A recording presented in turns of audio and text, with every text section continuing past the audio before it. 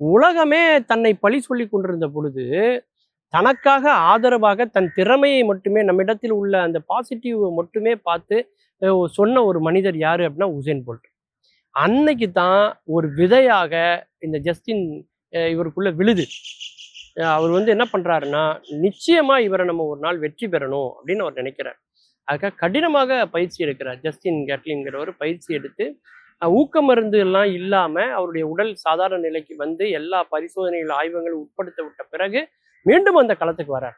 அதுதான் அவருக்கு கொடுக்கப்பட்டிருக்கக்கூடிய கடைசி வாய்ப்பு. ஏன்னா அதன் பிறகு இவர் ஓய்வு பெறுகிறார். ஜமைக்காவை தந்த உசேன் போல்ட் ஓய்வு பெறுகிறார். அதுதான் அவர் கலந்து கொள்ளக்கூடிய கடைசி ஒலிம்பிக் போட்டி. அப்போ கடைசி போட்டிங்கிறனால அதுல வெற்றி பெறணுங்கிற முனைப்பு அவருக்கு இருக்கும். அந்த போட்டியை விட்டா இனிமே நாம அவரை வெற்றி பெற முடியாதுங்கிற ஒரு பெரிய நெருக்கடி இவருக்கு இருக்கு. இப்படிப்பட்ட சூழல்ல அந்த போட்டி வந்து தொடங்குது. 100 மீட்டர் ஓட்டம். அதுல உசேன் போல்ட் வந்து பாத்தீங்கன்னா வெண்கல பதக்கத்தை தான் வாங்குறார். 2வது இடத்தை கூட உசேன் போல்ட்டால பெற முடியல.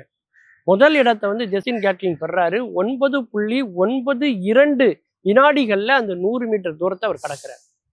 அதற்கு அடுத்து வரக்கூடியவர் வந்து பாத்தீங்கன்னா 9.94 வினாடிகள்ல அதை கடக்கிறார்.